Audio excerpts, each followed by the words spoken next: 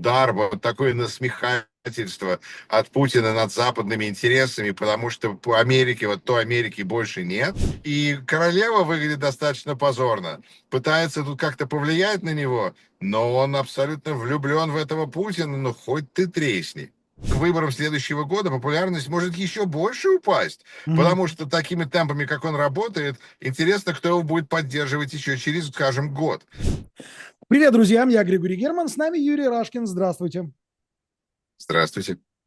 Подписка на YouTube-канал ICTV, подписка на YouTube-канал Юрия Рашкина – это минимально, да, программа минимум, которая должна быть у думающего человека в наши непростые, мягко говоря, и такие нестабильные времена. Поэтому сделайте это, поставьте колокольчик на два канала, канал Юрия Рашкина и YouTube канал ICTV, и подпишитесь на них, если не сделали этого до сих пор. Я, насколько могу судить по картинке у вас за спиной, в Соединенных Штатах уже день. В принципе, мог бы даже не смотреть вам за спину, потому что появились первые реакции Белого дома и, собственно говоря, Трампа на сегодняшнюю террористическую, абсолютно очередную террористическую атаку по Киеву. И здесь, честно говоря, у меня иногда очень сложно сохранять какие-то, ну вот какое-то здравомыслие, когда вот такое вот читаешь, да, потому что реакция совершенно феноменальная, как по мне, да, реакция Трамп недоволен ударами Российской Федерации по Киеву, говорит Кэролайн Левит, это блондинка в законе, да, при этом Россия атаковала Киев, но точно так же Украина недавно ударила по российским нефтеперерабатывающим заводам. Блин, мне это напоминает старую добрую шутку, да, из «Белого солнца пустыни». Абдулла, зачем ты убил моих людей? А что они песком кидаются, да? То есть вот, блин, эти наносят удар по мирным абсолютно домам ночью. И сравнивать это и удары по нефтепереработке, ну, мне кажется, что для любого нормального здравомыслящего человека это несколько несравнимые понятия. Я думаю, что следить за тем, что Трамп сейчас пишет в соцсетях, это такая почти rabbit hole, когда вот мы падаем в эту нору, где мы летим, и там вокруг такое, Да. такое. И это вот такой стиль президента, который решил утопить журналистов в новостях. Мгм. Это вот что можно сделать с журналистами, потому что когда люди смотрят новости, а потом в результате они еще более запутанные, то что-то здесь пошло не так. И вот для того, чтобы замести следы и все время бросаться в разные стороны, для этого у Трампа очень хороший вот этот Twitter или Truth Social, все соцсети, потому что он как бы прикрывает следы, дает какое-то оправдание тому, что происходит. Мгм. А в это время у нас устанавливается авторитарный режим, а в это время мы видим, что Россия бьет по интересам, вот эта атака, которая сейчас была против Киева, ведь там же еще две цели, которые были повреждены. Во-первых, это здание, принадлежащее Европейскому Союзу, и во-вторых, это здание, принадлежащее посольству Великобритании. И это что теперь означает, что Европейский Союз и Великобритания против?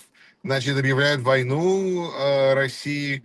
Нет, потому что они не хотят на самом деле воевать, политики не хотят воевать, и даже вот удар, вот такое насмехательство от Путина над западными интересами, потому что по Америке, вот той Америки больше нет, это новость, это важный сигнал, который говорит о том, что происходит, а что по этому поводу твитит или не твитит Трамп, ну, кто его знает? Может, вообще ничего не скажет, потому что, ну, он может сказать, вот, Путин самый сильный, показал европейцам, что они ничто, но ведь бьют же и по американской фабрике тоже, в Мукачево, так что Да.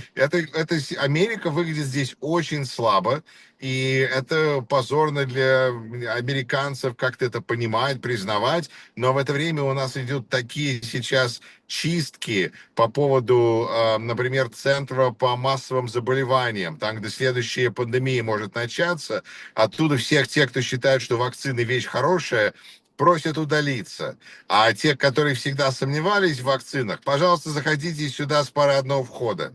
Так что тут не то чтобы какая Украина, но я жду, где будет тот момент, когда вот этот мальчик, который показывает пальцем на голову короля и говорит, как король голый, и все говорят, ха-ха-ха.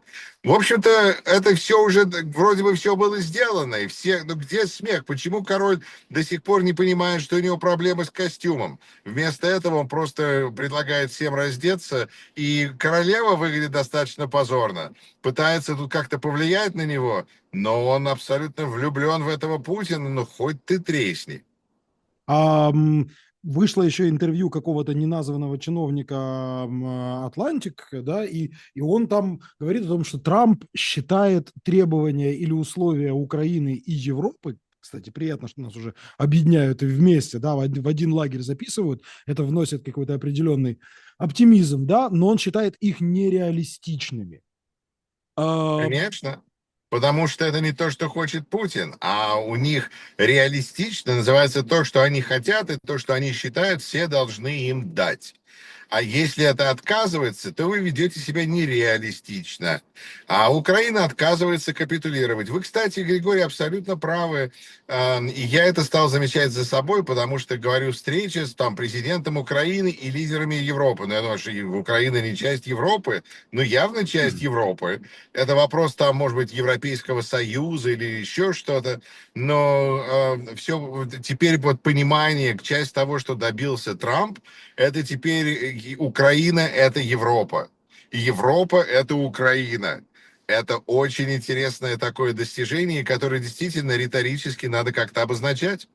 Абсолютно согласен, да, вот все наши фразы о том, что Украина – это часть Европы, которые были во многом, ну, немножко преувеличением до вторжения России в 22 году, они вот сейчас все больше и больше, этот скелет обрастает мясом, и слава богу, да, ну, потому что ближайшие 4 года мы все прекрасно понимаем, что на здравомыслие в Белом доме, ну, нам рассчитывать пока что не приходится. Может ли быть такое, и что может произойти? И может ли в принципе это произойти, блин? Что Трамп поймет, что, условно говоря, Путин водит по его губам далеко не мороженое, да, что он просто держит его за лоха. Как часто лохи замечают, что им... Ну, смотрите, рано или поздно, оказавшись без телевизора и без денег в пустой квартире, они понимают, что, наверное, цыганка не просто гадала им по рукам. Вот вы как прекрасно это выразили, да. Потому что действительно, когда выяснится, что у нас ничего нету, сидим мы голые здесь и все в долгах, то выяснится, что, ну что выяснится, что это вина демократов, что это все Байден. на кого-то другого нужно будет свалить, чья это вина, потому что Трамп самый великий, он не мог ошибаться, он все просчитал. При этом все вокруг Трампа обогащаются, вот эта коррупция, которая нам только снилась в страшных снах, теперь, да, и появляется вот Джейк Салливан, я видел с ним интервью, он теперь регулярно стал выступать, ну, защищает честь как бы мундира и бывшего босса, и говорит, что, в общем, теперь на просто стыд и срам, как мы себя ведем, и что наши союзники нами стыдятся.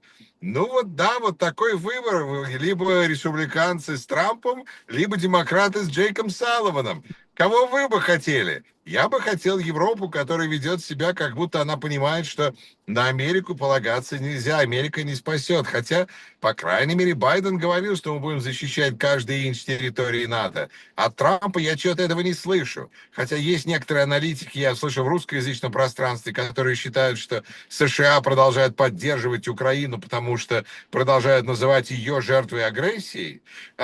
Ну ничего себе, если мы тут уже вот этого бы отказались, это было бы вообще полный. Ну, хотя для этого и есть как бы, мне кажется, цель европейской дипломатии убедить Трампа, чтобы он вообще не переехал, не съехал обратно к этой цыганке и просто отдал ей все права на все. Как бы, нет, ты же один из нас, давай, ты же Да. цивилизованный Трамп. А он, в общем, да, говорит, что пока что еще Украина жертва агрессии, но у него все может быть пересмотрено. Дайте ему 2 недели. Да, и опять 2 недели. По поводу общественного мнения. Насколько я понимаю, общественное мнение в Соединенных Штатах это единственное, что может повлиять в данный момент на Трампа.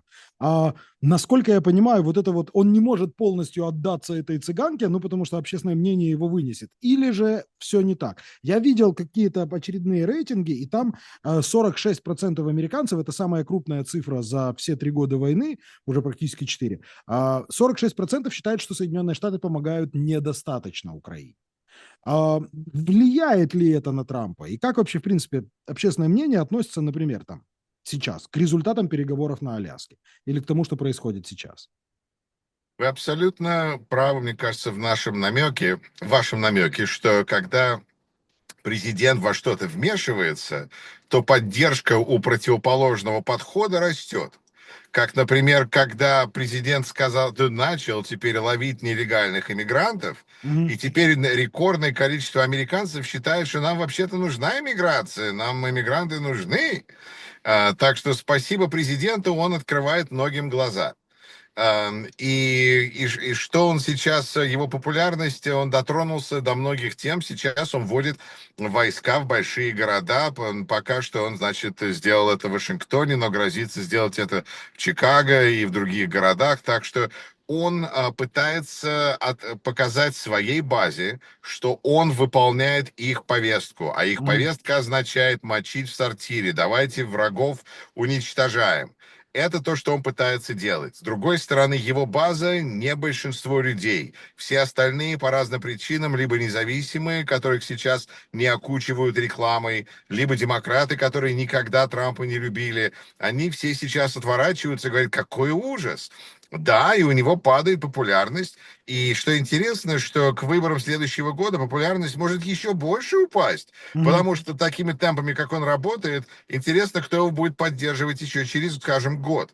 Но он очень агрессивно, Трамп, себя ведет по поводу того, чтобы предотвратить потерю на промежуточных выборах. То есть он идет против истории, но он всегда отвергает как бы то, что реализм, и называет это нереалистично, и пытается что-то переделывать округа, переделывать возможность людей голосовать, усложнить процесс. С одной стороны, это хорошо, потому что если бы он думал, что он полный диктатор, то выборы бы уже Да. не важны. А он нервничает, он боится, что он может проиграть, пытается это себе что-то вот как бы помочь себе, подыграть, ну, читинг, знаю, жульничать. Но его уже признал суд 3-4 раза, в общем, там, нарушителем, так что у него, ну что, Да. рецидивист. Вот. И этот рецидивист, значит, пытается здесь...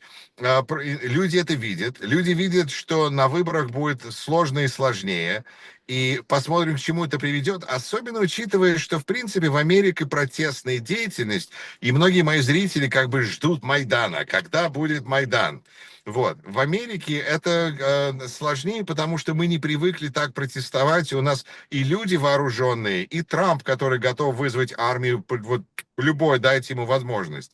Но мы привыкли, что если нам не нравится, мы сидим тихо, а потом идем и на выборах Да. голосуем. И вот тот факт, что он сейчас пытается нам усложнить задачу на выборах, и вообще идут разговоры о том, чтобы нужны ли нам, так сказать, выборы, это вот наводит людей на недоумение, как бы, а что же нам тут делать-то? И вот смотрим, но пока что дает надежду то, что, скажем, в штате Айова, красный штат, колхозники Айовщины, решили проголосовать за демократку на местных выборах в Айове, там, где Трамп выиграл, там на 10-11 пунктов обошел. Да. И она выиграла на 10%. То есть ищут каких-то вот канареек, ласточек в этой тьме, в этой шахте, которые еще могут показать. А при этом это не означает, что демократы нашли решение. Боже упаси, демократы разрознены, у них большие проблемы, но они не Трамп. И вот это Мгм. вот потому, что Трамп себе прибрал всю республиканскую партию, то либо ты теперь Трамп, либо ты не Трамп, и люди голосуют соответственно. Но у Трампа где-то порядка 40% поддержка, да, это там рейтинг Трампа, он где-то стабильно держится на уровне 40%, несмотря на скандалы, несмотря на критику и несмотря на все остальное. Да, и есть даже, например, идея у калифорнийских республиканцев отделиться. Потому что они понимают, что вот все побережье, оно такое синенькое, а вот если от побережья отойти, то оно такое красненькое. И вот давайте отделим тогда Калифорнию на два штата. Ну, кто же им в Калифорнии даст Ну да. республиканцам? Они там только безумные идеи выставляют. А сейчас там количество республиканцев уменьшится, потому что перерезают округа так, чтобы вместо того, чтобы было пропорционально, потому что везде живут республиканцы, везде живут демократы, дать всем какую-то возможность иметь своего конгрессмена, это то, что должно быть. А когда перерезают округа, чтобы только могла выиграть одна партия, и аккуратно нарезают их с компьютерами, чтобы набрать достаточное количество как бы политики, выбирают себе избирателей, Мгм. то это система, которая теперь идет как бы как наказание, потому что Трамп использует все лазейки, и это ведет к разделению страны, потому что в Техасе будут одни республиканцы, в Калифорнии будут одни демократы. Но тогда какого хрена нам это республиканский Техас? Пошли они к чертовой матери. Мгм. Вот. И вот это конфликт в стране очень опасно наблюдать, как агрессивно Трамп это делает. Все поражаются, какой он талантливый, потому что в других странах, там в Венгрии какой-нибудь, еще где-нибудь, занимает годы, а наш, он такой за месяц, дайте ему еще только пару недель. А про пару недель это уже, да, реально. Трамп, Дональд пару недель Трамп, да, как Джонни два раза. Да, да, А, да. Вы сказали о том, что вот в Айове, в Красном штате, выбрали, тем не менее, демократа. Означает ли это, что Трамп и республиканцы сейчас, вот это четкая абсолютно связка и абсолютно четкая ассоциация? Почему спрашиваю? Потому что, ну, 40% популярности Трампа на промежуточных выборах. Может ли это скоррелироваться с результатом республиканцев? По идее, очень помогает республиканцам, когда в избирательном бюллетене есть сам Трамп. И когда его нету, то его публика не приходит. Потому что если на афише нету Трампа, то мы в этот цирк не ногой. Мгм. И тогда, значит, как бы непонятно, потому что на этих выборах Трампа не было. Но, с другой стороны, нельзя быть республиканским кандидатом, не получив сейчас практически печать, индульгенцию Да. от Трампа. Значит, нужно быть его человеком, нужно его прославлять, и нужно смотреть на него, а не на избирателя. Избирателям это, в принципе, не нравится. У республиканских конгрессменов сейчас проблемы в таун-холл митинг, когда на них кричат, чтобы они вынули свою голову из задницы президента. А это вот так это выглядит, потому что им нужно быть в заднице президента, быть оранжевыми, так сказать, в душе, чтобы они могли пройти проверку, и тогда выиграешь, не выиграешь, это уже второй вопрос, мы, так сказать, делаем, что можем. И для демократов сейчас вот эта победа в Айове, это невероятно важно, но интересно, потому что, как сказать, это только несколько месяцев прошло. Я вспоминаю 2001 год, когда избрали вот эта вся катастрофа, с моей точки зрения, когда я пошел спать, и президентом был Ал Гор, и я проснулся, и президентом был непонятно кто, и Верховный суд решил вмешаться. What? И после этого 8 лет, но это отдельный разговор. Но у Буша в тот момент, вот как бы сейчас, 8 лет, или сколько там, 20 лет назад, 25, боже, значит, было все, популярность его падала, потому что было видно, что человек, который ничего не умеет, ничего не Да. разбирается, мы еще не знали, какой он великий художник. Ну, это на потом. Вот. И поэтому, а потом вдруг 11 сентября, и пошло-поехало. Потому что если происходит какой-то, не дай бог, кризис, то тот, кто у штурвала, решает, куда этот корабль направляется по этому поводу. И вот это может быть очень, вот как бы, вот, так сказать, непонятно, где, откуда этот оранжевый лебедь вылетит, Мгм. откуда мы получим это, значит, кризис, и как он на это отреагирует, к чему это приведет. Но пока что его усилия по сворачиванию государства, демократии в Соединенных Штатах говорит о том, что он не уверен о том, что у него все будет хорошо на выборах промежуточных. А если там он теряет Палату представителей, О, у него начнется импичмент, и Мгм. третий, потом смотрим, какой еще. Все его законы разваливаются на части. Ведь надо признать, как он контролирует сейчас Палату представителей. Он не может потерять там больше одного голоса, он не теряет больше одного голоса. Я перестал читать всякие эти самые слухи по поводу того, что, о, республиканцы сейчас там что-то требуют. В конце он их как раз за горло берет. Они как голосуют, как столько голосов, сколько ему нужно.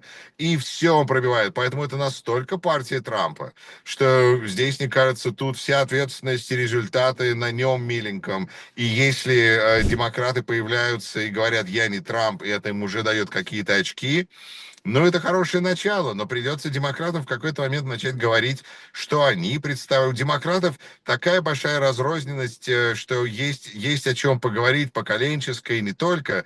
Но вот Трамп сплочает всех и вся. А по поводу демократов, которые разрознены, насколько я помню, там традиционная клинтоновская, да, группа была, потом появилась группа Обамы. А что вообще, в принципе, у них происходит сейчас?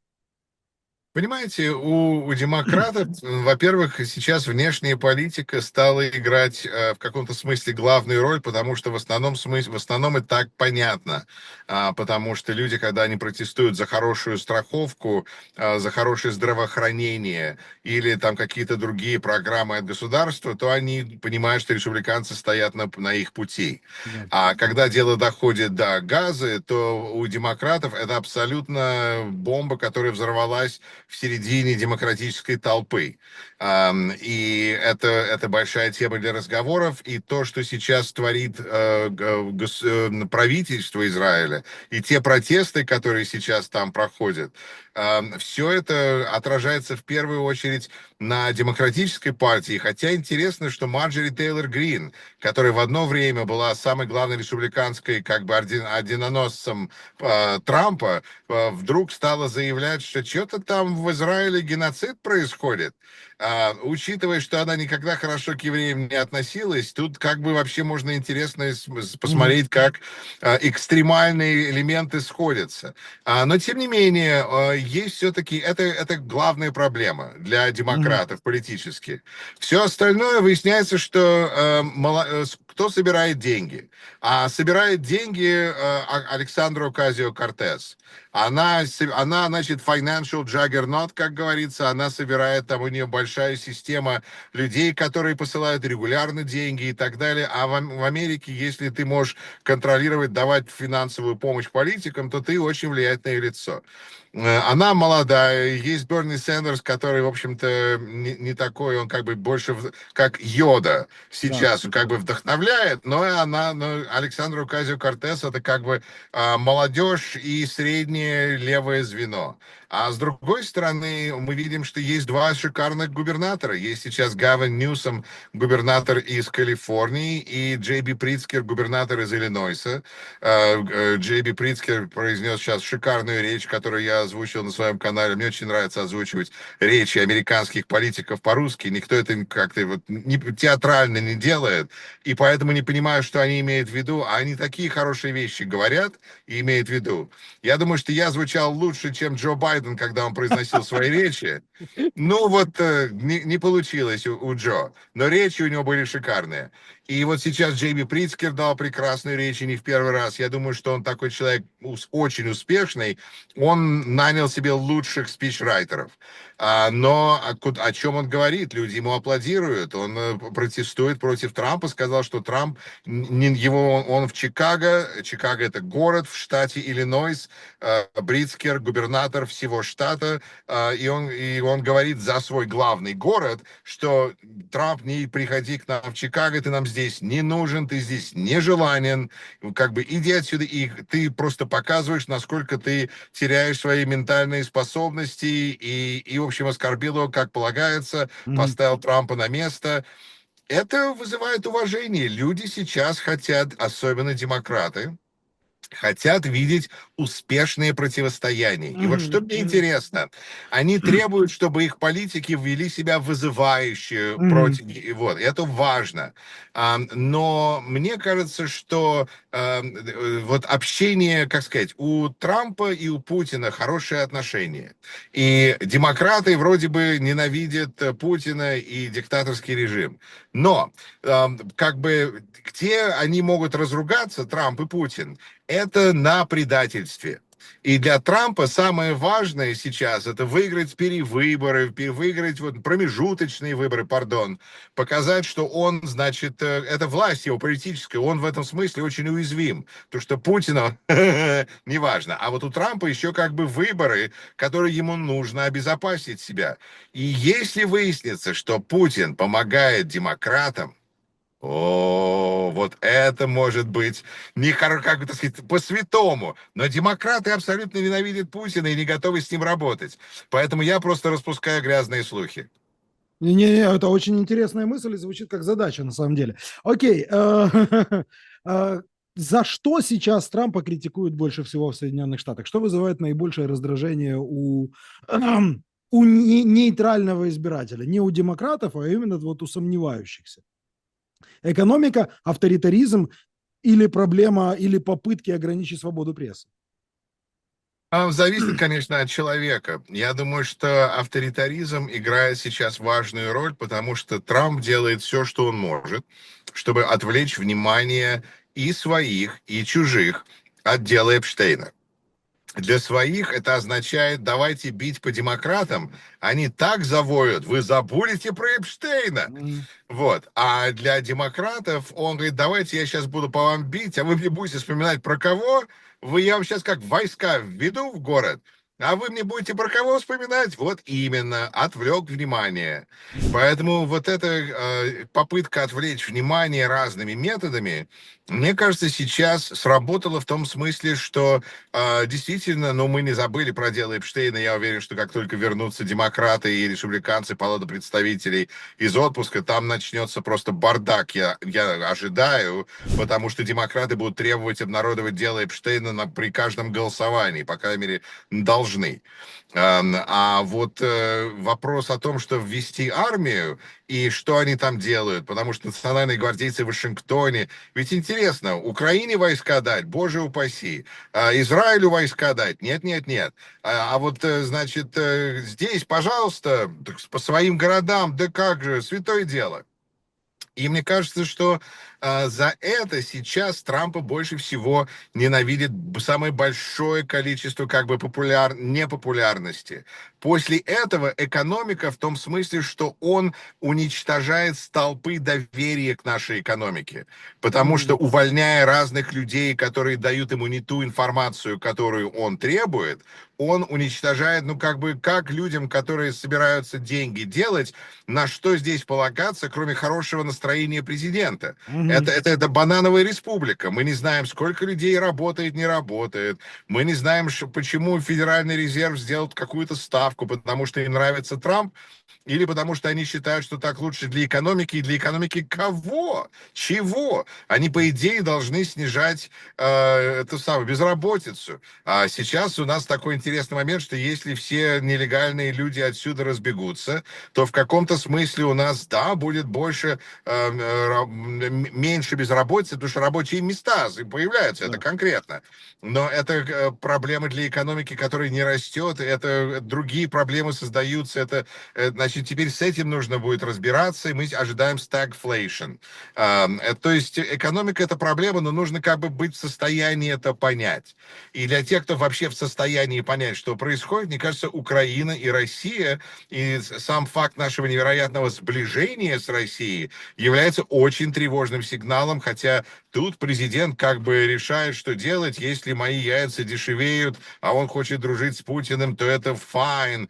А если мои яйца дорожают, и он дружит с Путиным, но это не fine. Мгм. Тогда, значит, как бы дружба с Путиным не нравится, смотрите другой YouTube-канал.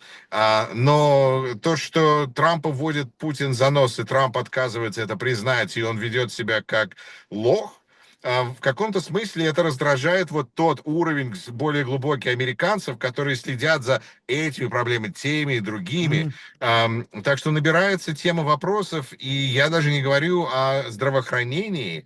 То есть это будет еще, может быть, если, не дай бог, будет какая-то большая вспышка эпидемии, то уже, значит, это будет еще масса недовольных родителей, в Мгм. первую очередь. Так что Трамп как бы собирает себе коалицию, но и мы его избрали. И вот тот факт, что мы его избрали 2 раза, наводит всех на такие грустные размышления, что здесь много таких, которым это нравится.